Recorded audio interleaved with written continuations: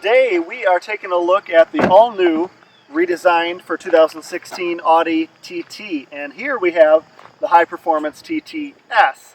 Now, just like any other Audi model in their lineup, the S means you get more performance parts and more power. And so we are already fans of this car right from the start. But you do get the same very iconic Audi TT design as the lesser models, but with a few unique design flares for the S performance model, starting with these 20-inch Y-spoke wheels, very low-profile Pirelli tires, and optionally red painted brake calipers. So a really nice performance look there, giving you really intentions of how this car is meant to convey a little more attitude than your standard TT.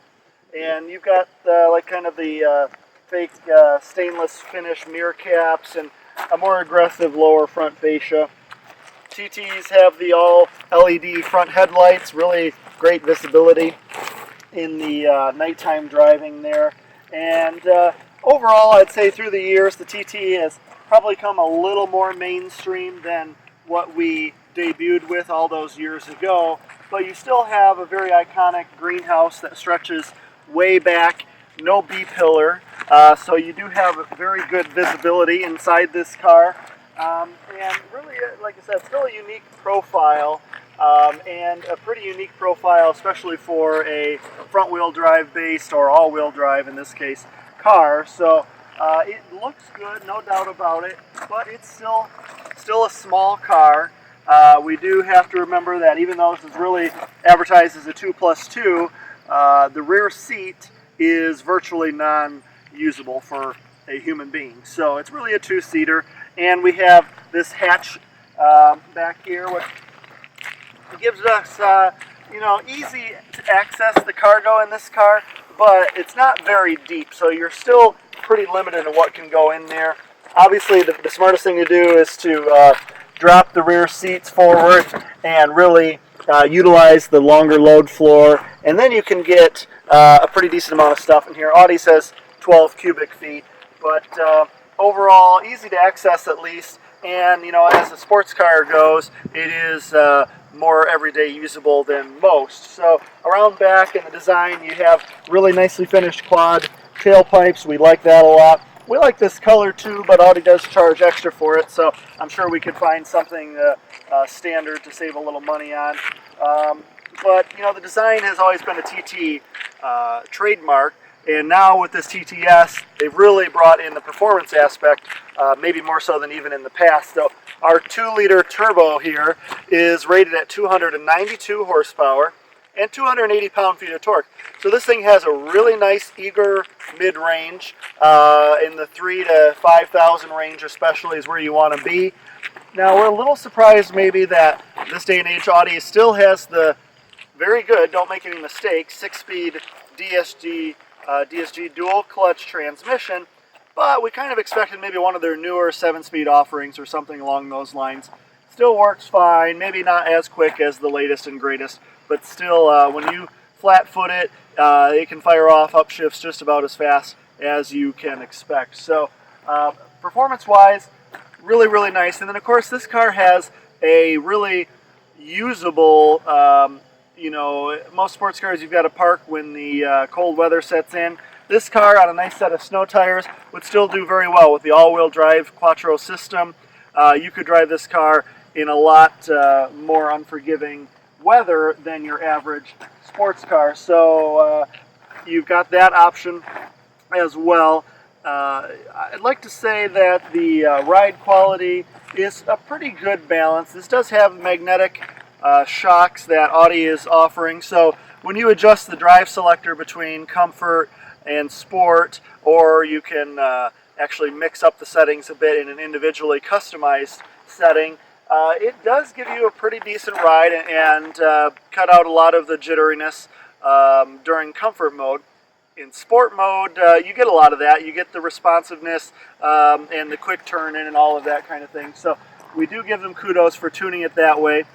One of the biggest stories, though, the performance is about what we'd expect, but the interior of this Audi TT for 2016 has been completely redesigned, and it's very pretty to look at. We'll give them that. It has a lot of bright work trim, and of course in this model, beautiful diamond stitch finished on the red leather Napa seats. Really comfortable seats that very aggressively bolster. Do a nice job of holding you in there when the corners get aggressive. But as you can see, there's no center console display for the nav system or infotainment for that matter. There is only the center gauge cluster, which is all digital. There's no analog gauges there. But we'll show you a few of the settings that you can choose from and a few different views and some of the information that can be displayed there. Well, the interior has received such a thorough redesign that I wanted to spotlight a few things in here. So first of all, we have a very minimalist look, which is attractive. I'll give them that. I really like that a lot. And we can't pass up these climate controls. So what you see is just the 3 vents, and one on each side, but they actually all have purposes with the center as well. So say you want to adjust fan speed, twisting this little knob gets you fan speed adjustment. Turning it all the way to the left turns it off. You can adjust your temperature, desired temperature there. They also are push buttons. Say you want automatic climate control, you hit that, turn it off. You can adjust the recirc there. All sorts of things to do there. Plus, you can adjust the air distribution by turning the outside of the vent. So a really very feature-packed little unit there for sure. Now, we also have the heated seat buttons in the side vents, work the same way. Really slick design, and keeping buttons from cluttering up the dash of the car. But they've really done the most thorough reimagining by taking away any center console mounted screen and putting it all here in front of the driver. So you still have this big MMI controller, a few less buttons than we're used to in Audi, but you can do quick jumps from the nav system to the radio through that like you always could.